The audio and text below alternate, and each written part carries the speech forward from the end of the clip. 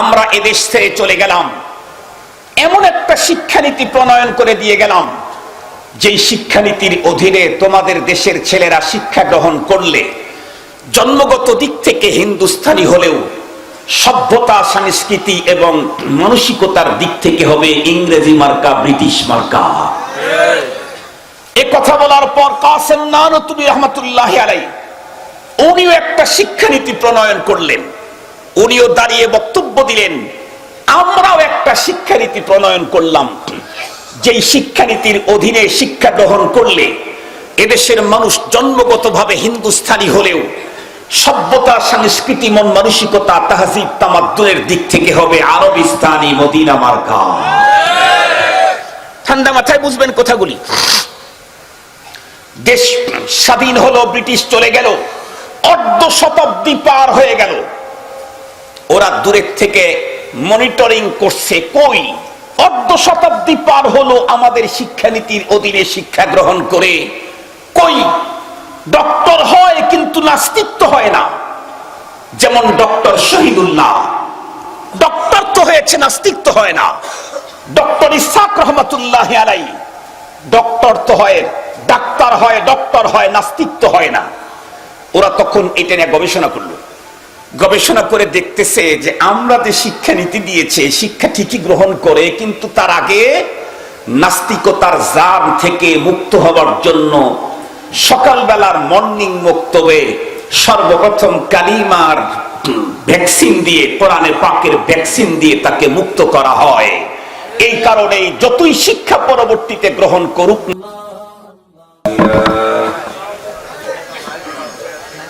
نحمده ونستعينه ونستغفره ونؤمن به ونتوكل عليه ونعوذ بالله من شرور أنفسنا ومن سيئات أعمالنا من يهده الله فلا مضل له ومن يضلله فلا هادي له ونشهد أن لا إله إلا الله وحده لا شريك له ونشهد أن سيدنا وسندنا وحبيبنا وشفيعنا وطبيبنا وطبيب قلوبنا وأولانا ومولانا محمدا عبده ورسوله الذي أرسله بالحق إلى الخلق بشيرا ونذيرا وداعيا إلى الله بإذنه وسراجا وقمرا منيرا أما بعد فأعوذ بالله من الشيطان الرجيم بسم الله الرحمن الرحيم ولقد كرمنا بني آدم وحملناهم في البر والبحر ورزقناهم من الطيبات وفضلناهم على كثير ممن خلقنا تفضيلا وقال صاحب القرآن صلى الله عليه وسلم كل مولود يولد على الفطرة فأبواه يهودانه أو ينصرانه أو يمجسانه أو كما قال عليه الصلاة والسلام صدق الله مولانا العظيم وصدق رسوله النبي الأمي الكريم ونحن على ذلك لمن الشاهدين والشاكرين والذاكرين والحمد لله رب العالمين. اللهم صل على سيدنا مولانا محمد وعلى آله وأصحابه وبارك وسلم. اللهم صل على سيدنا مولانا محمد وعلى آله وأصحابه وبارك وسلم. يا رب صل وسلم دائما أبدا على حبيبك خير الخلق كلهم. معزز محترم অধ্যকার মুন্সিগঞ্জের সিরাজদি খান সৈয়দপুর জামিয়া ইমদাদিয়ার ইন্তেজামে আয়োজিত 2 দিন ব্যাপী 68তম সালানা দ্বীনি ইজলাসের প্রথম দিনের শ্রদ্ধাভাজন সম্মানিত সভাপতি মুআজ্জাজ হযরত বুজুর্গ উলামায়ে কেরাম, বিভিন্ন দ্বীনি মাদারিস থেকে আগত নূরে চশমা আজিজ তালাবা, বিভিন্ন গ্রাম অঞ্চল এবং দূরদারাজের এরিয়া থেকে সমাগত সম্মানিত সুধী, সর্বপ্রথম আল্লাহ পাকের দরবারে আলিশানে লাখো কোটি শুকর যে মহান মালিক আমাদের হায়াতকে দীর্ঘায়িত করে আজকের এই মুহূর্ত পর্যন্ত সুস্থ সবল রেখে দুনিয়ার সকল ঝামেলা থেকে মুক্ত করে দ্বীনের নিসবতে কোরআনে পাকের মুহাব্বতে জান্নাতি আয়োজনে আমাদেরকে হাজিরির তৌফিক দিয়েছেন, সে মহান মহিয়ানের দরবারে আমরা সকলেই শুকরগুজার হচ্ছি। জবান খুলে ভক্তি সহকারে মুহাব্বত নিয়ে আজকে এবং আগামীকালকে সালানা মাহফিল, এই 7, 8, 9 বছরের ভিতরে এইবার আমি প্রথম দিনে অনুপস্থিত থাকলাম ভাইজানের কারণে। আসলে রাত্রি বেশি হয়ে গেলে সবারই কষ্ট লাগে, ঝামেলা হয়। আগামীকালকে ইনশাল্লাহ মাহফিল চলবে, আল্লাহ পাক তৌফিক দিলে হযরত উলামায়ে কেরাম আসবেন, আপনারাও বন্ধু বান্ধবদেরকে সাথে করে নিয়ে আসবেন, দ্বীনি আলোচনা শুনবেন। আগামীকালকের দিনটা ইবাদতের দিন, বিশেষভাবে জুমাবার। এই জন্য খুব লম্বা টাইম কথা বলার ইচ্ছে নাই, লম্বা টাইম কথা বলবো না। সংক্ষিপ্ত সময়ে কিছু জরুরি কথা আপনাদের খেদমতে পেশ করব। যেহেতু অল্প সময় কথা হবে, অল্প সময়ে একটু কষ্ট সহ্য করা যায়, লম্বা টাইম কষ্ট হলে এটা সহ্য করা কঠিন হয়ে যায়। এজন্য আমি আপনাদেরকে অনুরোধ করব, দ্বীনি আলোচনা করা এবং শোনার কিছু পদ্ধতি আছে। সহজভাবে বলতে চাই, প্রত্যেকে সামনে ডানে বামে দেখে, যাদের সামনে 4 ইঞ্চি জায়গাও অগ্রসর হওয়ার মতো আছে, তারা এটা একটু পূরণ করে বসবেন, খুব ভালো হবে। সর্বোপরি যে কাজটা হবে সেটা হলো সুন্নতের উপরে আমল হবে। এই উম্মতের সবচাইতে শ্রেষ্ঠ ফ্যাশন হলো সুন্নত। সুন্নতের চাইতে উন্নত কোনো ফ্যাশন উম্মতের জন্য হতেই পারে না। আমরা সুন্নতকে ফ্যাশন হিসেবে নেব না, সুন্নতকে আমরা গ্রহণ করব ইবাদত হিসেবে। ইবাদত হিসেবে আমরা সুন্নতকে নেব, এরপরেও উম্মতের সর্বশ্রেষ্ঠ ফ্যাশন হবে সুন্নত। আমাদের জীবন যদি সুন্নতের উপরে উঠাইতে পারি, তাহলে পৃথিবীর আর কারো প্রিয় পাত্র হতে না পারলেও আল্লাহ পাকের প্রিয় পাত্র হয়ে যাবে। কোরআনে হাকিমে আল্লাহ পাক স্পষ্টই বলে দিয়েছেন। এই জন্য আমরা যদি আল্লাহ পাকের প্রিয় হতে চাই, তাহলে আমাদের জীবনটাকে সাজাতে হবে আল্লাহ পাকের প্রিয় মহানবী সাল্লাল্লাহু আলাইহি ওয়াসাল্লামের সুন্নতের দ্বারায়। যেই মানুষটা তার জীবনকে সুন্নতের দ্বারায় যত বেশি সাজাতে পারবে, সে আল্লাহ পাকের তত প্রিয় হয়ে যাবে। পৃথিবীর কেউ তাকে চয়েস না করুক, আসমানের মালিক তাকে সর্বাধিক চয়েস করবে। আমরা আল্লাহ পাকের কাছে সবচেয়ে বেশি চয়েসেবল হতে চাই, কি বলেন? আল্লাহ পাক আমাদের জীবনের সব ক্ষেত্রে সুন্নতের উপরে আমলের তৌফিক দান করুন। সম্মানিত উপস্থিতি, আমি আজকে একটা সাবজেক্টের উপরে কথা বলবো। সাবজেক্টটা হলো মানব জীবনে কোরআনের শিক্ষার প্রয়োজনীয়তা। মানুষের জীবনে কোরআন পাকের শিক্ষার প্রয়োজনীয়তা, এটার উপরে আমি আপনাদেরকে সংক্ষিপ্ত সময় 40 মিনিট বা 50 মিনিটে কথা শেষ করে দেওয়ার জন্য চেষ্টা করব। আমরা প্রত্যেকেই জানি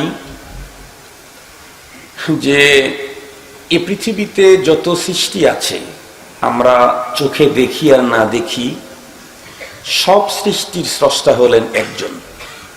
উনি কে? আল্লাহ।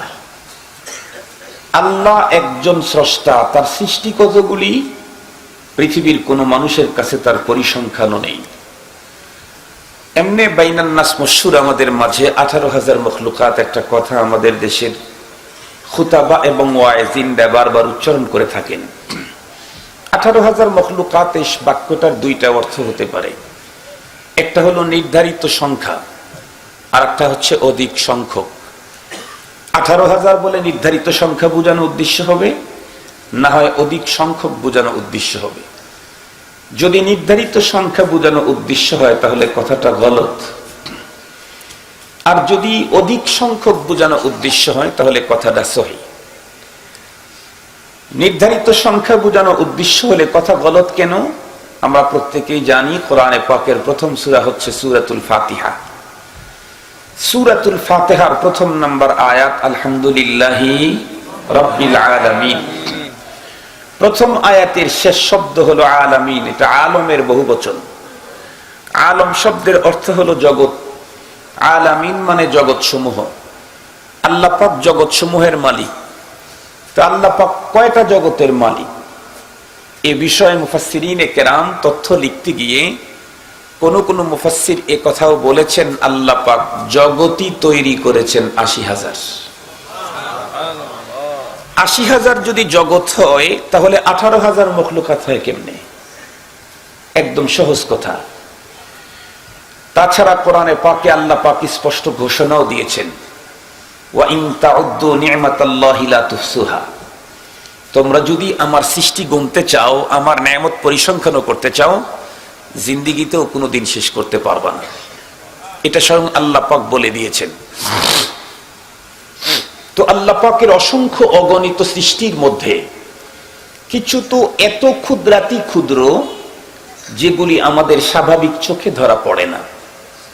কিছু এত বড় বিগ সাইজ যার বিশালতা আমাদের মস্তিষ্ক তো দূরের কথা, পৃথিবীর কোনো বিজ্ঞানের মস্তিষ্ক তার বিশালতাকে আন্দাজ করতে পারে না। আপনাদেরকে সহজে বুঝাবার জন্য দুইটা মিসাল দিলেই বুঝবেন। এই যে আমার কাছে এখানে গ্লাসটা রাখা আছে, কাঁচের গ্লাস, এটাকে যদি আরো একটু পরিষ্কার করা হয়, এরপরে এর ভিতরে টিউবওয়েল চেপে এর ভিতরে যদি পানি ভরা হয়, স্বচ্ছ নিট এন্ড ক্লিন কাঁচের গ্লাসের সুন্দর পানি দেখতে বড় মজা। যার ভিতরে তৃষ্ণা নাই, কাঁচের গ্লাসের সুন্দর পানি দেখলে তারও মনের ভিতরে পানি পান করার ইচ্ছে জাগে। যেই পানির এবং গ্লাসের স্বচ্ছতা তৃষ্ণাহীন মানুষের অন্তরে পানি পান করার আগ্রহ তৈরি করে, ওই পানির দিকে যদি আপনি অণুবীক্ষণ যন্ত্র দিয়ে তাকান, দেখবেন ওর ভিতরে অসংখ্য অগণিত জীবাণু কিলবিল কিলবিল করতেছে। স্বাভাবিক চোখে যার স্বচ্ছতায় তৃষ্ণাহীন মানুষকেও পানি পান করতে উদ্বুদ্ধ করল, সেই পানির দিকে অণুবীক্ষণ যন্ত্র দিয়ে চাইলে ভিতরে অনেক জীবাণু দেখা যায়। অণুবীক্ষণ যন্ত্র লাগানোর পরে যে জীবাণুগুলি আমাদের চোখে ধরা পড়লো, এই জীবাণুগুলি কার আবিষ্কার? এটা কথা বলেন না মিয়া? আল্লাহর আবিষ্কার। তো আল্লাহ পাকের এই আবিষ্কার এত ছোট যে আমাদের স্বাভাবিক চোখ দিয়া যেটা ধরাই পড়ে না, চোখে আসেই না। আবার কতগুলি বিশাল তো বিশাল, এত সুবিশাল যার বিশালতা আমাদের মাথা কেন এদেশের বিজ্ঞানীদের মস্তিষ্ক আন্দাজ করতে পারে না। সহজে বুঝার জন্য আর একটা মিসাল দিলে বুঝবেন।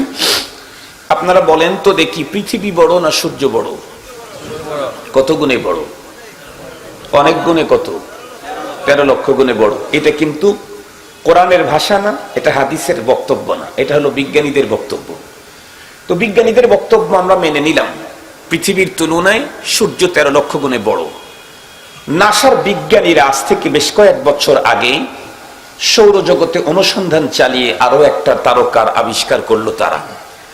যেই তারকার বিশালতা সম্পর্কে তারা রিপোর্ট করলো, পৃথিবীর তুলনায় যেই সূর্য 13 লক্ষ গুণে বড়, তারা যে তারকার সন্ধান পেয়েছে সেই তারকার বিশালতা সূর্যের চাইতে 10,000 গুণে বড়। আমি আপনাদেরকে জিজ্ঞেস করতে চাই, এই রকমের তারকা আল্লাহ পাক আসমানে কয়টা সাজায় রাখছেন? গোটা 10 হবে তো? একটু কথা বলেন না কেন? সারা দুনিয়ার তারকা গণনা করা দরকার নাই, শুধু মুন্সিগঞ্জের গুলা গুনতে দিলে কয়দিন পরে রিপোর্ট দিতে পারবেন আপনারা? জীবনেও না। সারা দুনিয়ারটা খোঁজা দরকার নাই, শুধু মুন্সিগঞ্জ থেকে যেগুলি দেখা যায় এগুলির রিপোর্ট সারা জীবনেও দিতে পারবেন না।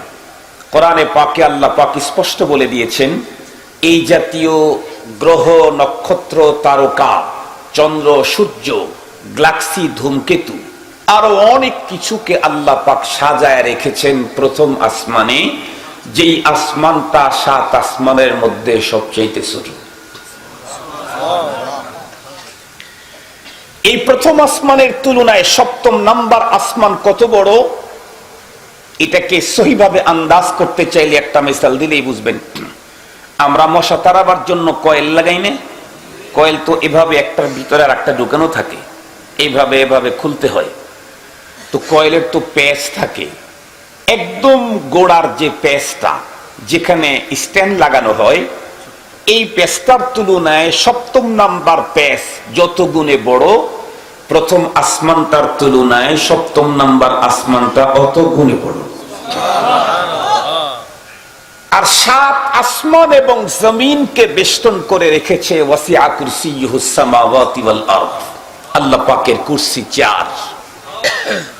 তাহলে সেইটা কত বড়? 7ম নাম্বার আসমান তো দূরের কথা, প্রথম আসমানের বিশালতাই সাধারণ মানুষের মস্তিষ্ক তো দূরের কথা, পৃথিবীর কোন বিজ্ঞানীর মস্তিষ্ক তার আন্দাজ করতে পারে নাই, কিয়ামত পর্যন্ত কোন বিজ্ঞানীর মস্তিষ্ক আন্দাজ করতে পারবে না। সবচাইতে বড় মজার কথা হলো, এত সৃষ্টি আল্লাহর, যা আমি আমার পুরা লাইফে আমার পরবর্তী জেনারেশনকে দায়িত্ব দিয়ে গেলে তারাও কোনোদিন গুণে শেষ করতে পারবে না। এই সকল সৃষ্টির ভিতরে শ্রেষ্ঠত্বের চেয়ার দান করেছেন আল্লাহ পাক একজনকে। তারা কারা? কথা বলেন না কেন? তারা হলো মানুষ। আল্লাহ পাকের কোরআন আল্লাহ পাক বলেন, ওয়ালাকাদ কাররামনা বানি আদম। এই ক্ষুদ্রাতি ক্ষুদ্র, বড় থেকে অনেক বড়, সব সৃষ্টির মধ্যে শ্রেষ্ঠত্ব দিলেন আল্লাহ পাক মানুষকে।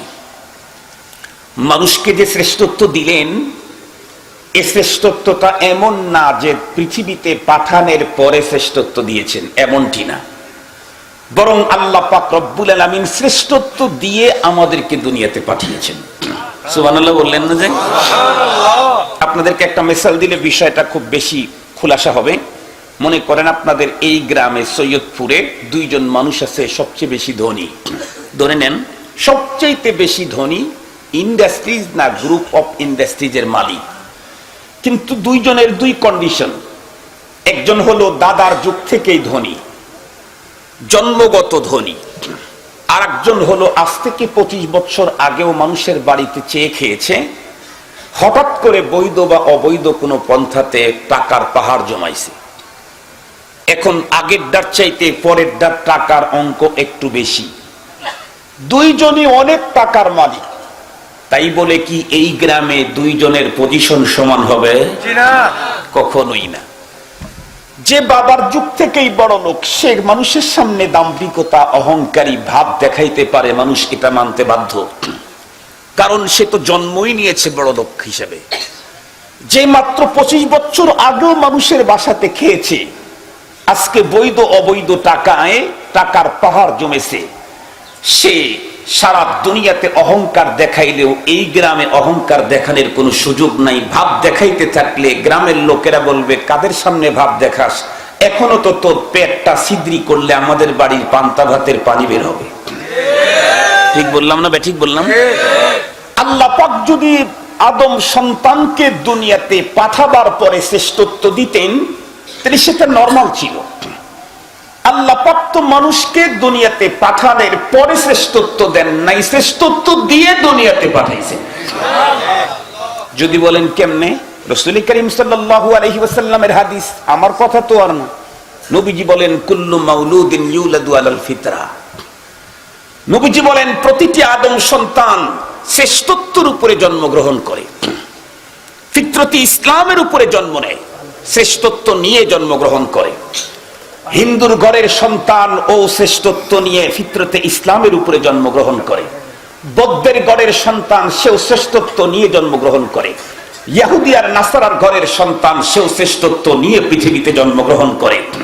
এ কারণেই তো একদল উলামায়ে কেরাম বলেছেন, হিন্দুর ঘরের সন্তান বালেগা হওয়ার আগে যদি মারা যায় তাহলে অবশ্যই তারা জান্নাতে যাবে, কারণ তাদের জন্ম ফিতরতে ইসলাম আর শ্রেষ্ঠত্বের উপরে। খুব ভালো করে বুঝবেন। তাহলে পৃথিবীর প্রতিটি মানুষকে আল্লাহ শ্রেষ্ঠত্ব দিয়ে দুনিয়াতে পাঠান। তো দুনিয়াতে পাঠানোর পরে তাদের শ্রেষ্ঠত্ব ম্লান হয় কেন? শ্রেষ্ঠত্ব থাকে না কেন? রাসূল করিম সাল্লাল্লাহু আলাইহি ওয়াসাল্লাম এই হাদিসের পরবর্তী অংশে তা বয়ান করেছেন। নবীজি বলেন ফাআবাওয়াহু ইউহাব্বিদানিহি আও ইউনাসসিরানিহি আও ইউমাজ্জিসানিহি। নবীজির এই তিন বাক্যের খোলাসা হলো একটা কথা, সেটা হলো আল্লাহ প্রদত্ত শ্রেষ্ঠত্ব নষ্ট হয় হলো পিতা মাতার কারণে। কাদের কারণে? কথা বলেন না কেন? পিতা মাতার কারণে। কেমনে? ইহুদির ঘরের সন্তান আল্লাহ প্রদত্ত শ্রেষ্ঠত্ব নিয়ে জন্মগ্রহণ করলো, পিতা মাতা ইহুদি হওয়ার কারণে ইহুদিয়াত গ্রহণ করে আল্লাহ প্রদত্ত শ্রেষ্ঠত্বকে ম্লান করে দিল। নাসারার ঘরের সন্তান আল্লাহ প্রদত্ত শ্রেষ্ঠত্ব নিয়ে জন্মগ্রহণ করলো, পিতা মাতা নাসারা হওয়ার কারণে নাসারানিয়াত গ্রহণ করে আল্লাহ প্রদত্ত শ্রেষ্ঠত্বকে জলাঞ্জলি দিল। মজুসির ঘরের সন্তান আল্লাহ প্রদত্ত শ্রেষ্ঠত্ব ফিতরতে ইসলামের উপরে জন্মগ্রহণ করলো, পিতা মাতা মজুসি হওয়ার কারণে মজুসিয়াত গ্রহণ করে আল্লাহ প্রদত্ত শ্রেষ্ঠত্বটাকে ধুলায় মিশে দিল। কিন্তু আমার জিজ্ঞাসা হলো একটা, ইহুদির ঘরের সন্তান আল্লাহ প্রদত্ত শ্রেষ্ঠত্ব নিয়ে জন্মগ্রহণ করলেও পিতা মাতা ইহুদি হওয়ার কারণে 100% ইহুদি হলো, নাসারার ঘরের সন্তান ইসলামের উপরে জন্মগ্রহণ করলেও আল্লাহ প্রদত্ত শ্রেষ্ঠত্বকে পিতা মাতার কারণে নাসারানিয়াত গ্রহণ করে ম্লান করে দিল, 100% নাসারা হয়ে গেল। মজুসির ঘরের সন্তান আল্লাহ প্রদত্ত শ্রেষ্ঠত্ব নিয়ে জন্মগ্রহণ করলো ফিতরতে ইসলামের উপরে, পিতা মাতার কারণে শতভাগ মজুসি হয়ে গেল। মুসলমানের ঘরের সন্তান জন্ম নিল ইসলামের উপরে, জন্ম নিল শ্রেষ্ঠত্ব নিয়ে, যার ঘরে জন্ম নিল সেও মুসলমান। কথা তো ছিল মুসলমানের ঘরের সন্তান শতভাগ মুসলমান হবে, কিন্তু দিন যত গড়াচ্ছে মুসলমানের ঘরে তত নাস্তিকের জন্ম হচ্ছে কেন? তার কারণটা কি? ইহুদির ঘরের সন্তান আল্লাহ প্রদত্ত শ্রেষ্ঠত্বকে ম্লান করে পিতা মাতা ইহুদির কারণে তারা ইহুদি হয়ে গেল। নাসারার ঘরের সন্তান আল্লাহ প্রদত্ত শ্রেষ্ঠত্ব নিয়ে জন্মগ্রহণ করলেও পিতা মাতা নাসারা হওয়ার কারণে তারা নাসারা হয়ে গেল। মুসলমানের ঘরের সন্তান সে তো আল্লাহ প্রদত্ত শ্রেষ্ঠত্ব নিয়ে ফিতরতে ইসলামের উপরে জন্মগ্রহণ করেছে। যে ঘরে জন্ম নিয়েছে পিতা মাতাও মুসলিম, এরপরে তারা নাস্তিক হয় কেন? এই প্রশ্নের জবাবটা আমি আপনাদের খেদমতে দিয়েই আমার বয়ান শেষ ইনশাআল্লাহ। আমরা প্রত্যেকেই জানি এ কথা যে একটা সময় আমাদের দেশে ছিল নাস্তিক শব্দটা মানুষের মুখে উচ্চারিতই হতো না। কথা বলেন, নাস্তিক কাকে বলে এটা আমার দেশের মানুষ চিনতই না।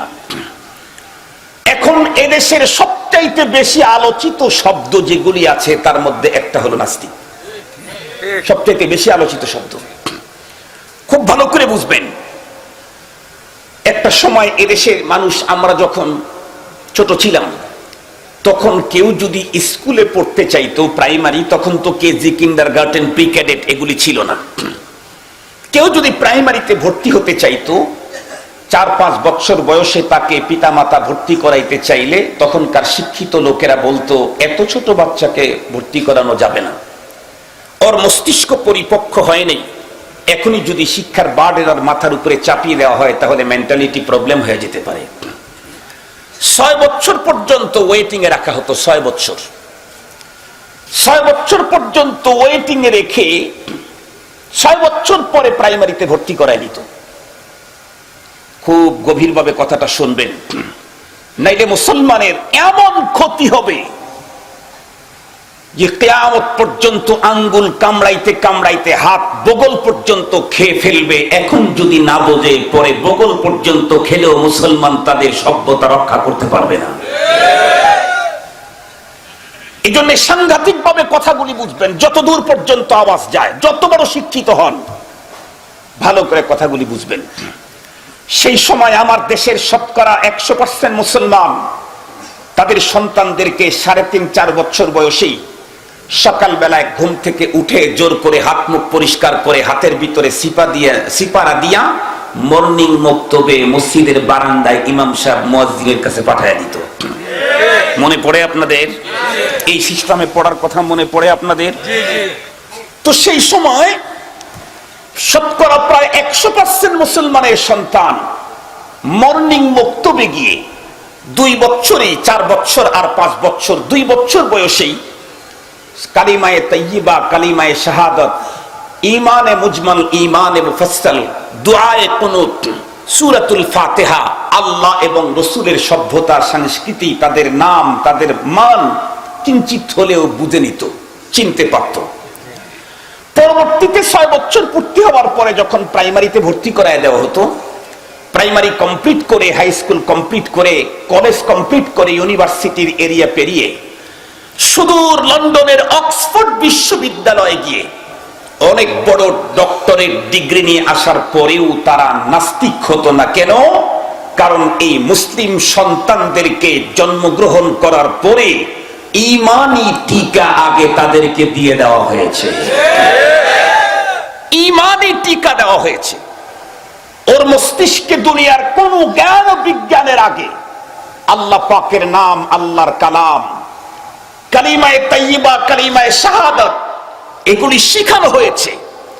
যেহেতু ওকে ঈমানি টিকা দেওয়া হয়েছে, পৃথিবীর যে কোনো সভ্যতার দেশে যাক, ও জীবনে কখনো নাস্তিকতার জার্মে আক্রান্ত হবে না। আপনারা তো জানেন এ দেশটা শাসন করেছে প্রায় 200 বছর পর্যন্ত ব্রিটিশ। ব্রিটিশ খেদাও আন্দোলন, এর সবচাইতে বড় ভূমিকা হলো উলামায়ে কেরামের। আজকে বাংলাদেশের স্বাধীনতা স্লোগান আর জয়গান যারা গান, তাদেরকে একটা কথা ভাবতে হবে, বাংলাদেশের স্বাধীনতা তো 3 নম্বরে এসেছে। প্রথমে আগে ভারতবর্ষকে ব্রিটিশ মুক্ত করতে হয়েছে, এরপরে ভারত আর পাকিস্তান বিভক্ত হয়েছে, এরপরে পাকিস্তান বাংলাদেশের বিভক্ত হওয়ার প্রশ্ন পরে তৈরি হয়েছে। ভারতবর্ষ থেকে যদি উলামায়ে কেরামের ফতোয়ায় এদেশের হিন্দু মুসলিম অসহযোগ আন্দোলন করে ভারতবর্ষ থেকে ব্রিটিশকে না খেদাইতো, পৃথিবীর মানচিত্রে লাল সবুজের পতাকার স্বপ্ন দেখার সুযোগও ছিল না। সম্মানিত হাজরিন, কথাগুলি একটু ঠান্ডা মাথায় ভালো করে বুঝার জন্য চেষ্টা করবেন। তো যখন অসহযোগ আন্দোলন শুরু হলো ব্রিটিশ বিরোধী, শেষ পর্যন্ত ব্রিটিশ 200 বছরের শাসন, এই পাওয়ার, চেয়ার, মজা সব ছেড়ে যেতে বাধ্য হলো। তো ছেড়ে যখন যাচ্ছে, তখন কি মনে করেন কিছু নষ্ট করে দিয়ে যাবে না সব ঠিকঠাক রেখে যাবে? ছেড়ে যেহেতু যাচ্ছে, কিছু তো নষ্ট করবেই। তো ওরা একটা শিক্ষা টিম তৈরি করলো, যেই টিমের প্রধান ছিল লর্ড মেকার্টলে। সে শিক্ষানীতি প্রণয়ন করে বক্তব্য দিল, আমরা এদেশ ছেড়ে চলে গেলাম, এমন একটা শিক্ষানীতি প্রণয়ন করে দিয়ে গেলাম, যেই শিক্ষানীতির অধীনে তোমাদের দেশের ছেলেরা শিক্ষা গ্রহণ করলে জন্মগত দিক থেকে হিন্দুস্তানি হলেও সভ্যতা, সংস্কৃতি এবং মানসিকতার দিক থেকে হবে ইংরেজি মার্কা, ব্রিটিশ মার্কা। এ কথা বলার পর কাসেম নানতুবি রহমাতুল্লাহি আলাইহি উনিও একটা শিক্ষানীতি প্রণয়ন করলেন। উনিও দাঁড়িয়ে বক্তব্য দিলেন, আমরাও একটা শিক্ষানীতি প্রণয়ন করলাম, যেই শিক্ষানীতির অধীনে শিক্ষা গ্রহণ করলে এদেশের মানুষ জন্মগতভাবে হিন্দুস্তানি হলেও সভ্যতা, সংস্কৃতি, মন মানসিকতা, তাহজিব, তামাদ্দুনের দিক থেকে হবে আরবিস্তানি, মদিনা মার্কা। ঠান্ডা মাথায় বুঝবেন কথাগুলি। দেশ স্বাধীন হলো, ব্রিটিশ চলে গেল, অর্ধ শতাব্দী পার হয়ে গেল। ওরা দূরের থেকে মনিটরিং করছে, কই অর্ধ শতাব্দী পার হলো আমাদের শিক্ষানীতির অধীনে শিক্ষা গ্রহণ করে, কই ডক্টর হয় কিন্তু নাস্তিত্ব হয় না। যেমন ডক্টর শহীদুল্লাহ ডক্টর তো হয়েছে, নাস্তিত্ব হয় না। ডক্টর ইসহাক রহমাতুল্লাহ আলাই ডক্টর তো হয়, ডাক্তার হয়, ডক্টর হয়, নাস্তিত্ব হয় না। ওরা তখন এটা নিয়ে গবেষণা করলো, গবেষণা করে দেখতেছে যে আমরা যে শিক্ষানীতি দিয়েছে শিক্ষা ঠিকই গ্রহণ করে, কিন্তু তার আগে নাস্তিকতার জাম থেকে মুক্ত হওয়ার জন্য সকালবেলার মর্নিং বক্তব্যে সর্বপ্রথম কালিমার ভ্যাকসিন দিয়ে, কোরআনে পাকের ভ্যাকসিন দিয়ে তাকে মুক্ত করা হয়। এই কারণে যতই শিক্ষা পরবর্তীতে গ্রহণ করুক না কেন এরা আর নাস্তিক হয় না। তাহলে এদেরকে নাস্তিক বানাইতে চাইলে কি করতে হবে? ওই ইমানি ভ্যাকসিন যাতে মুসলমান তাদের সন্তানকে দিতে না পারে এজন্য রাস্তা তৈরি করতে হবে। রাস্তা তৈরি করলো, কি রাস্তা? উপরে লেবেল লাগাইলো অনেক সুন্দর, ভিটামিন A to Z, কিন্তু ভিতরে ঢুকাইলো সাম্মুসা, এমন সিরিয়াস বিষ যেই বিষ পান করার পরে আর চিকিৎসার কোনো সুযোগ থাকে না। Label vitamin A to Z, ভিতরে এমন বিষ যেই বিষ পানের পরে চিকিৎসার কোনো সুযোগ থাকে না। খুব ভালো করে বুঝবেন। আমাদেরকে তারা কি বুঝাইলো? এই দেখো, মানুষের আয়ু গেছে কমে, ডিগ্রি গেছে অনেক গুণে বেড়ে। একটা সময় MA পাশের উপরে কোনো ডিগ্রি ছিল না, এখন তো MA পাশের উপরে 1 ডজন ডিগ্রি। সুতরাং তোমার সন্তানকে আপার শিক্ষিত করতে চাইলে 6 বছর পর্যন্ত যদি ওয়েটিং এ রাখো, তাহলে তোমার ছেলে বড় শিক্ষিত হতে পারবে না। তাহলে কি করতে হবে? হায়াত যেহেতু কমে গেছে, আয়ু যেহেতু কমে গেছে, এই জন্য তোমার সন্তানটাকে 3-3.5 বছর বয়সী ওকে বিদ্যালয়ে পাঠায় দাও, তাহলে অনেক বড় ডিগ্রি অর্জন করার সুযোগ পাবে। কথাটা তো অত্যন্ত সুন্দর, বড় ফাইন। আমার ছেলে আপার শিক্ষিত হবে, FRCS করবে, বড় ডিগ্রি নিবে। খুব ভালো করে বুঝবেন, কিন্তু ভিতরের ষড়যন্ত্র হলো 3-3.5 বছরে যখন মুসলমানের সন্তানকে কেজি, কিন্ডারগার্টেন আর প্রি ক্যাডেটে পাঠায় দেওয়া হবে, সম্মানিত হাজিরিন, তখন মুসলমানের সন্তান ইমানি ভ্যাকসিন থেকে বাদ পড়ে যাবে। পরবর্তীতে এই মুসলমানের প্রোডাক্ট গুলাকে নাস্তিক বানানো সহজ হবে। ওদের ষড়যন্ত্র শুধু আমাদের প্রোডাক্ট নষ্ট করা নয়, ওদের ষড়যন্ত্র আমাদের প্রোডাক্ট নষ্ট করবে, ফ্যাক্টরিও নষ্ট করবে। যদি বলেন কেমনে? যখন 3 বছরের শিশুটাকে স্কুলে পাঠাবেন, সঙ্গত কারণেই প্রশ্ন এসে গেল, এত ছোট শিশুটাকে তো কেমনে ছেড়ে দেওয়া যায়, নিরাপত্তার প্রবলেম হতে পারে। ওরা তখন আমাদেরকে শিখাইলো, অসুবিধা কি, ওর আম্মুকে সহ পাঠান। মিয়া কথা বলেন না কেন? আপনাদের অঞ্চলে বুঝি এই সিস্টেম কখনো আসে নাই? চুপ করে রয়েছেন কি জন্যে? ওর মাকে সহ পাঠান। ওদের পাতা জালে আজকে 100% মুসলমান অ্যারেস্ট। আপনি ভালো করে দেখবেন, আজকে মুসলমানের নারীরা শুধু পর্দা ছাড়া, তারাই শুধু সন্তানদেরকে নিয়ে সকাল 8টা থেকে 2টা পর্যন্ত বাইরে কাটায় না, বোরকা আর পর্দাওয়ালারাও বাইরে কাটায়। 2টা জিনিসটাই নষ্ট করা তাদের ষড়যন্ত্র। 1 নাম্বার হলো মুসলমানদের প্রোডাক্ট নষ্ট করো, যাতে করে নাস্তিকতার জাম ওর ভিতরে বিস্তার করতে পারে। 2 নাম্বার ফ্যাক্টরিও নষ্ট করো। আপনারা বলেন, আমাদের দেশের সরকারি আইনেও তো, পদ্ধতিতেও তো 2টা বাচ্চা নেওয়ার অধিকার আছে। তো একজন বাচ্চা 3.5 বছর বয়সে যখন প্লে নার্সারিতে ভর্তি করায় দেবে, প্লে নার্সারি কেজি 1, 2, 3, 5, এরপরে কমপক্ষে প্রাইমারিতে 1 বছর মার সাথে যাওয়া আসা করলে একটা বাচ্চার পিছনে মার 6 বছর লাগবে। 2টা বাচ্চা তো নেওয়াই যায়, 2টা বাচ্চার পিছনে মাকে 12 বছর থাকতে হবে। 12 বছর যেই মা প্রতিদিন কন্টিনিউ সকাল 8টা থেকে 2টা পর্যন্ত সন্তানকে পড়ালেখার কারণে ঘরের বাইরে সময় কাটালো, 12 বছর পরে এ মায়ের সন্তান একাই যখন বিদ্যালয়ে যাওয়া আসার যোগ্যতা অর্জন করবে, এরপরে ওই মার আর বাইরে যাওয়া দরকার না থাকলেও ভ্যাকসিন দিয়েও এ মাকে আর ঘরে ধরে রাখা সম্ভব নয়। মুসলমানের ফ্যাক্টরি নষ্ট, প্রোডাক্ট নষ্ট করলো কিভাবে? সত্য কথা বলবেন, যে জমিনে বসে আছেন এ জমিন যার, যে আসমানের নিচে আছেন সে আসমানও তার।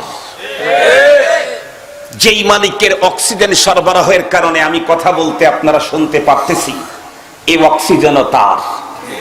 উনি যদি এখনই অক্সিজেন শর্ট করে দেন তাহলে আমাদের প্রত্যেকের আপনজন দৌড়ে এসে দুনিয়াতে বাঁচাবার জন্য আমাদেরকে নিয়ে হাসপাতালের অক্সিজেন মাস্ক পরাইতে হবে।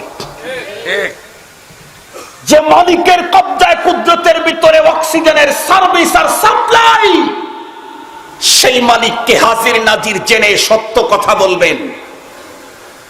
বলুন তো দেখি, আমি হুজুর আমার মনেও আগ্রহ তৈরি হলো, আমার ঘরে একটা জাগতিক বিদ্যায় আপার শিক্ষিত একজন মানুষ তৈরি করব, ডাক্তার আর ডক্টর বানাবো, FRCS করাবো। তাহলে তো অবশ্যই আমাকে 3.5 বছর এই ছেলেটাকে কেজি কিন্ডারগার্টেনে দিতে হবে। তো আমি তাকে 3 বছর বয়সে কেজিতে দিলাম। সে প্রথমে প্লে, তারপরে নার্সারি, এরপরে কেজি 1, 2, 3, তারপরে প্রাইমারি, তারপরে হাই স্কুল, তারপরে কলেজ, এরপরে ইউনিভার্সিটি। এরপরে উন্নত ডিগ্রি অর্জন করার জন্য Hong Kong, German, Japan, Scotland, Ireland, Finland, New Zealand সহ বিশ্বের আরো কোন ল্যান্ডে গেল, ধরে নেন সেখানেও পার করলো আরো 10 থেকে 12 বছর।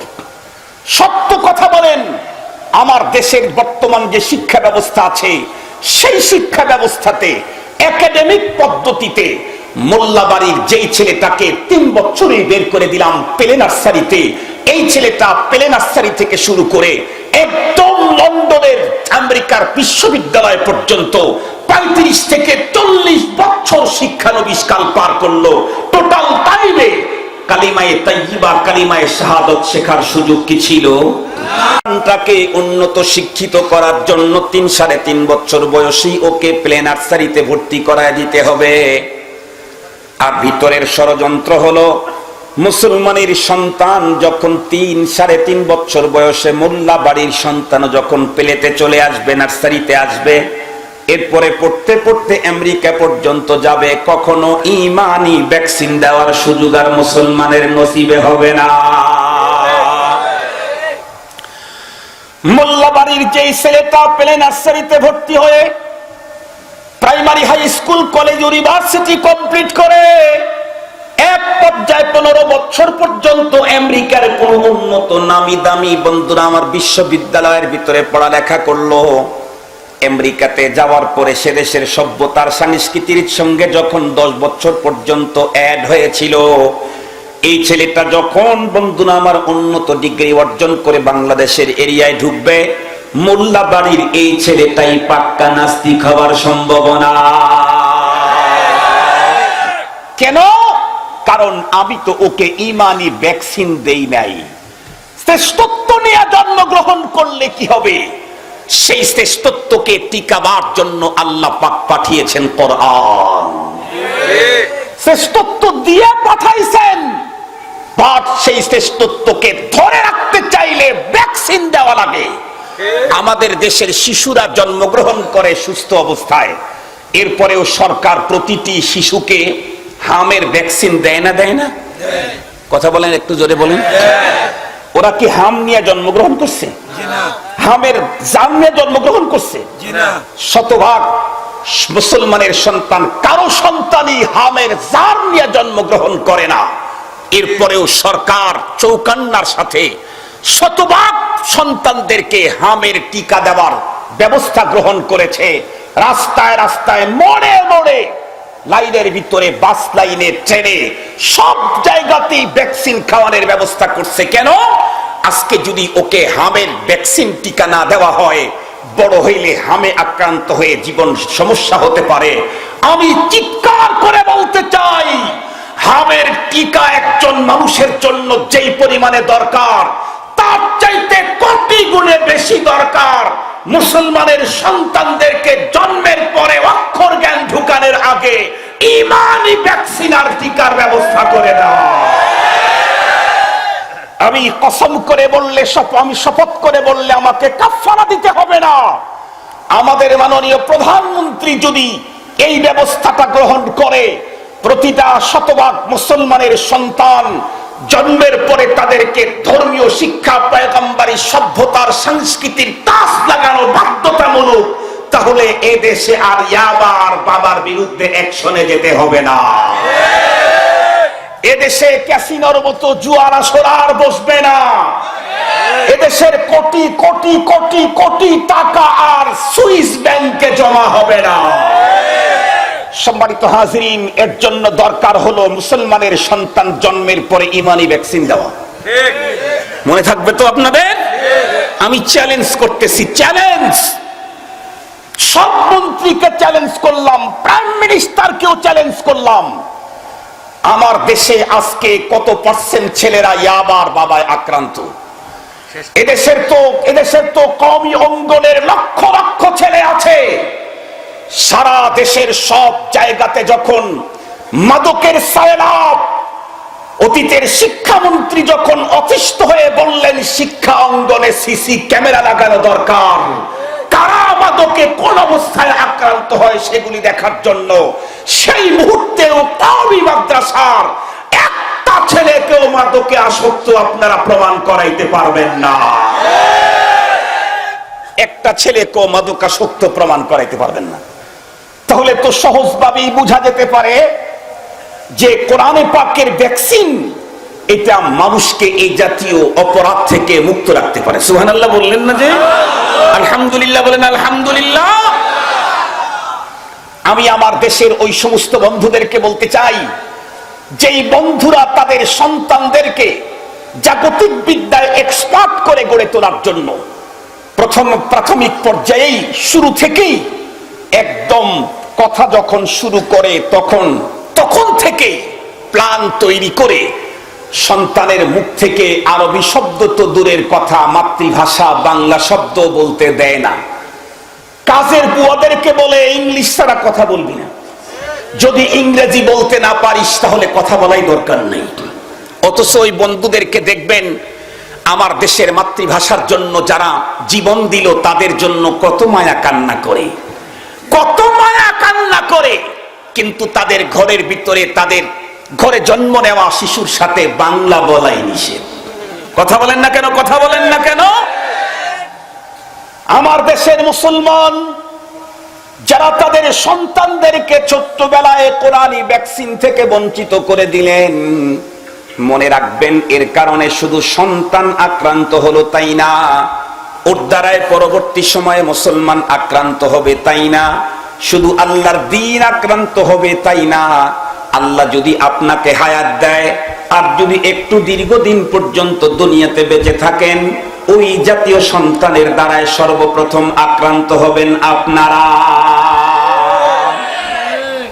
যদি বলেন কেমনে, সহজ ভাষায় বলি, চট্টগ্রামের রাঙ্গুনিয়াতে আমার প্রোগ্রাম, গভীর রাত্রে 1টা-2টার দিকে প্রোগ্রাম শেষ করে সরকার দলীয় একজন নেতার গাড়িতে যখন শহরের দিকে আসছিলাম, উনি একটা বড় বিল্ডিং এর দিকে ইন্ডিকেট করে আমাকে বললেন, হুজুর এরা বৃদ্ধাশ্রম। আমি তখন জিজ্ঞাসা করলাম তার মানে? উনি বললেন, হুজুর এই বৃদ্ধাশ্রমে 450-র মতো বৃদ্ধ বৃদ্ধা আছে। আমি বললাম তারপর? উনি বললেন, হুজুর সবচেয়ে দুঃখ এবং পরিতাপের বিষয় হলো এই বৃদ্ধাশ্রমে মুসলমানের সংখ্যা 3 গুণে বেশি। উনি যখন কথাগুলি বলতেছিলেন তার চেহারার ভিতরে মালিন্যতার ছাপ। আমি মুস্কি হেসে ওই লিডারকে বললাম, চৌধুরী সাহেব আপনি যখন রিপোর্ট পেশ করতেছিলেন তখন আপনার চেহারার ভিতরে মালিন্যতার ছাপ দেখতে পেলাম, তার কারণ? উনি তখন কান্না কান্না ভাবে বললেন, হুজুর কেন মালিন্যতার ছাপ থাকবে না?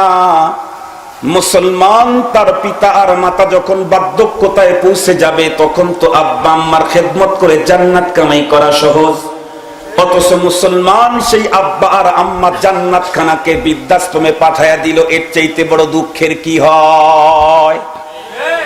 আমি তখন ওনাকে বললাম, ঠিক আছে চৌধুরী সাহেব, আমি আপনার কথার সঙ্গে একমত, তবে তার আগে আমি আপনাকে একটা কোশ্চেন করতে চাই। সেটা বলুন তো দেখি, যেই সমস্ত মুসলমান তাদের পিতামাতাকে বৃদ্ধাশ্রমে পাঠায় দিয়েছে, নিঃসন্দেহে এখানে জুলুম হয়েছে, কিন্তু এই জুলুম আর অপরাধের অপরাধী কারা আমি আপনার কাছে জানতে চাই, সন্তান নাকি বাবা? এই প্রশ্নের উত্তরে তো দুনিয়ার সবাই বলবে সন্তান। অবশ্যই বন্ধুরা আমার, জালেম অপরাধী, কিন্তু আমি বলতে চাই সন্তান তো অবশ্যই অপরাধী, তার আগের অপরাধী হলো তার বাবার মা। বৃদ্ধাশ্রমে যাদেরকে রেখে দেওয়া হয়েছে, এটার কারণে মুসলিম সন্তান তো অবশ্যই অপরাধী, তবে তার আগের অপরাধী মুসলিম সন্তান, সেকেন্ড অপরাধী, ফার্স্ট অপরাধী হলো তার বাবার মা। উনি আমার দিকে চেয়ে রইলেন। আমি বললাম, আপনি চেয়ে রইলেন কেন? আমি আপনাকে চ্যালেঞ্জ করে বলছি, আপনাদের রাঙ্গুনিয়ার এই বৃদ্ধাশ্রমের এরিয়াতে আমি আমার জীবনেও কখনো পা রাখি নাই। ভিতরে ঢোকা তো দূরের কথা, ওর আঙ্গিনায় আমার জীবনে পা রাখি নাই। তারপরেও চ্যালেঞ্জ শুনলাম, গাড়ি অফ করেন, ভিতরে ঢোকেন। 3 থেকে 350 মুসলিম বৃদ্ধ বৃদ্ধা যদি থেকে থাকে, একজন বৃদ্ধ বৃদ্ধা এমন পাবেন না যে তার কোনো একটা সন্তানকে আলেম বানিয়েছে, তারপরেও তার সন্তানেরা বৃদ্ধাশ্রমে পাঠায় দিয়েছে। চ্যালেঞ্জ করলাম আমি, চ্যালেঞ্জ, যান, চ্যালেঞ্জ করলাম, যান। উনি তখন আমার দিকে ফেল ফেল করে চেয়ে রইলেন। আমি বললাম, জি, যদি আলেম বানাইতো তাহলে কখনোই কোরআনি ভ্যাকসিন যদি লাগাইতো, কখনোই বাবা আর মাকে কষ্টর্জিত বাড়ি থেকে মৃত্যুর আগে বের করে দিত না। কেন? ওরা তো দিয়ে দেখেন ওই সমস্ত সন্তান যাদেরকে ছোটবেলা থেকেই জাগতিক বিদ্যা শিখায়া উন্নত সভ্যতা প্রশিক্ষণের জন্য আমেরিকা অথবা লন্ডনে পাঠিয়েছিল। লন্ডনে 12 বছর টোটাল, তা 12 বছর লম্বা টাইম ব্যয় করে দেখেছে আমেরিকাতে তো ফ্যামিলি সিস্টেম বেশি না কম? কথা বলেন না কেন? বর্তমান পৃথিবীতে অমুসলিমরা মুসলমান যে হচ্ছে, এর যতগুলি কারণ আছে, তার একটা হলো ইসলামের সৌন্দর্য, ফ্যামিলি পদ্ধতি। আমেরিকা, ইউরোপে গিয়ে দেখেন, কোটি লক্ষ লক্ষ টাকার অনেক বড় বেতনের চাকরি করে, চাকরি করে গার্লফ্রেন্ডকে নিয়ে সময় কাটায়, 1 টাকাও দেশে পাঠানোর কোনো সুযোগ নাই।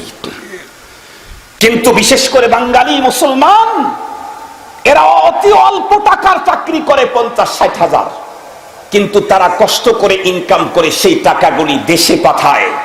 10 বছর পর্যন্ত কষ্ট করে ইনকাম করে দেশে পাঠাবার পর 10 বছর পরে যখন বাড়িতে ফিরে আসে, মৃত্যুর আগ মুহূর্ত পর্যন্ত ফ্যামিলি পদ্ধতির কারণে স্বাচ্ছন্দ্যে কালেমা নিয়ে মরার সুযোগ হয়। ওরা যেহেতু গার্লফ্রেন্ডকে নিয়ে লাইফ কাটায়, এজন্য যতদিন পর্যন্ত যৌবনের বাহার থাকে, ততদিন পর্যন্ত জুড়ি থাকে, সহযোগী থাকে, কাছের লোক থাকে। যখন বৃদ্ধ হয়ে যায়, ওরে দিয়ে আর কি করবে? তখন ওর ঠিকানা বৃদ্ধাশ্রম ছাড়া আর কিছু হয় না। সম্মানিত হাজিরিন, ভালো করে বুঝবেন, আমি আমার যেই সন্তানকে আমেরিকায় পাঠাইলাম, ও আমেরিকাতে গিয়ে দেখেছে বৃদ্ধ আর বৃদ্ধাদের থাকার জায়গা বাড়ি না বৃদ্ধাশ্রম? কথা বলেন না কেন? আমি লক্ষ টাকা ব্যয় করে ওকে এই সভ্যতা শিক্ষা দিয়েছি। এই জন্যই তো বাসায় আসার পরে আমি যখন বুড়ো হয়ে গেলাম, তখন আমাকে আর বাড়িতে থাকতে দিবে না। কেন? বাবায় যে সভ্যতা শিক্ষা দিয়েছে তার উপরে আমল করা দরকার। মুসলমান ভাইরা, আমার কথাগুলি বুঝবেন। পক্ষান্তরে যদি আমি আমার সন্তানকে আল্লাহর কোরআনের শিক্ষা দিতাম, তাহলে আমার কন্ডিশন কি হতো খুব ভালো করে বুঝবেন। 2 মিনিট আমি আমার ফ্যামিলির কারগুজারি শোনাবো। মুসলমান কোরআনে পাকের শিক্ষা দিলে, আল্লাহর কোরআন পড়তে গিয়া বন্ধুরা আমার কি পাইতো? ওয়াকাদা রাব্বুকা আল্লা তা'বুদু ইল্লা ইয়্যাহ ওয়া বিল ওয়ালিদাইনি ইহসানা ইম্মা ইয়াবলুগান্না ইনদাকাল কিবারা আহাদুহুমা আও কিলাহুমা ফালা তাকুল লাহুমা উফফিন ওয়ালা তানহারহুমা وَقُلْ لَهُمَا قَوْلًا كَرِيمًا وَاخْفِضْ لَهُمَا جَنَاحَ الذُّلِّ مِنَ الرَّحْمَةِ وَقُلْ رَبِّ ارْحَمْهُمَا কামা রাব্বায়ানি সগীরা। সবাই পড়ি রব্বিরহামহুমা কামা রাব্বায়ানি সগীরা। আরো একবার পড়ি দুয়ার নিয়তে, রব্বিরহামহুমা কামা রাব্বায়ানি সগীরা। মুসলমান বেশি দিনের আগের কথা বলবো না, আমার ফ্যামিলির কথা বলে আমার বন্ধুরা আমার ক্রেডিট বাড়াবার জন্য বলতেছি না, শুধুমাত্র কেবলমাত্র বুঝ দেওয়ার জন্য বলছি। আমি বুখারী শরীফ যার কাছে পড়েছি উনি তো আপনাদের এই ডিস্ট্রিক্টেরই কৃতি সন্তান, শেখুল হাদিস আল্লামা আজিজুল হক রহমাতুল্লাহি আলাইহি। হুজুরকে বুখারী শরীফ পড়াইতে গিয়ে আমরা দেখতাম হুজুর ফ্যামিলির কথা বলে বলে হাদিসগুলাকে মিলায়া সহজ করে দিতেন। ওখান থেকেই বন্ধুরা আমার পদ্ধতিটা আমি শিক্ষা অর্জন করেছি। এই তো 2 থেকে 3 মাস আগে আম্মাজান অসুস্থ হয়ে পড়লেন। ছোট ভাই আমাকে ফোন দিল, আমি বললাম আম্মাকে নিয়ে আসো আমার এখানে। হাসপাতালে ভর্তি করাইলাম।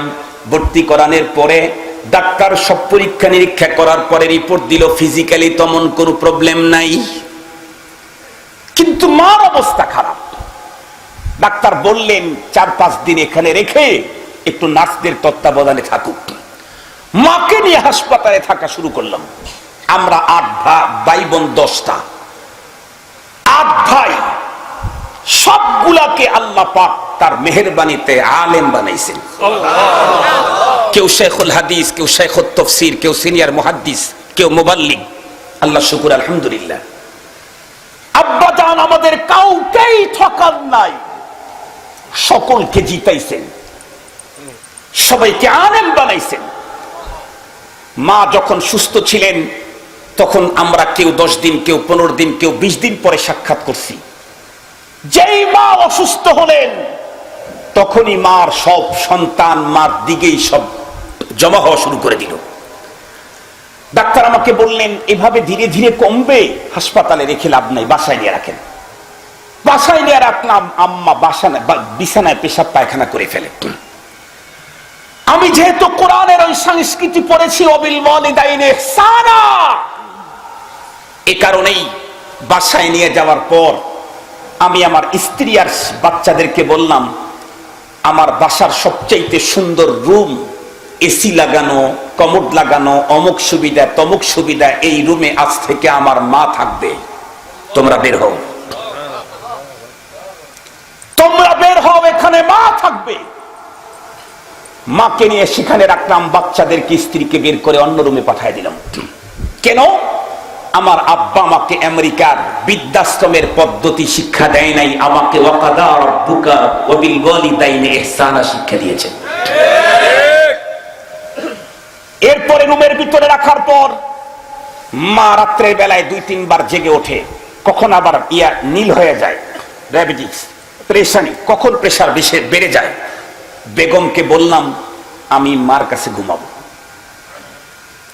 আমার ওই তখন বললেন ছোট মেয়ে আছে, আমার ছোট মেয়ে, কাজের মেয়ে আছে, ওরা 2জন থাকবে। আমি বললাম না, ছোট মেয়ে আর কাজের মেয়ে মার কাছে থাকবে, তা হবে না।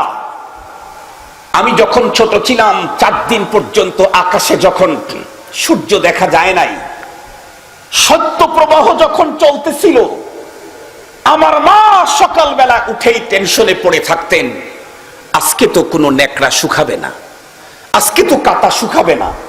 মা তখন চুলার উপরে দিয়ে দিয়ে এগুলি সারা দিন শুকায়া স্তূপ করে আমার মাথার কাছে রেখে দিতেন।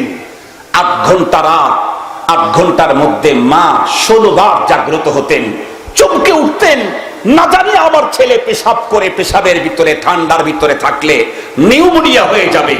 আধা ঘন্টা পর পর আমার নেকড়া পরিবর্তন করে দিতেন। রাত্রি এখনো 2 ঘন্টা বাকি, তামাম নেকড়া এবং কাটা শেষ হয়ে গেছে, পেশাব করে ভিজে দিয়েছি। মা তখন পেরেশান, কেমনে আমাকে কোথায় শুকনা জায়গায় রাখবেন। মার মাত্র 2টা শাড়ির একটা আমার শরীরের নিচে দিয়ে ঘন্টা খানিক চলার পরে ওইটাও যখন পেশাব করে দিয়েছি, মা তখন নিজের পরনের শাড়ির এক আঁচল পরে আর এক আঁচল দিয়ে আমাকে শুকনা জায়গায় রেখেছেন।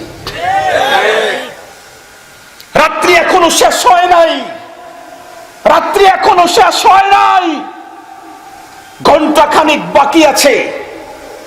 দেখলেন ওইটাও পেশাব করে ফেলেছি, মা তখন দাগ করে আমাকে দূরে নিক্ষেপ করেন নাই, তখন তার বুকের উপরে রেখে তার শরীরের তাপ দিয়ে আমাকে গরম রাখার ব্যবস্থা করেছেন।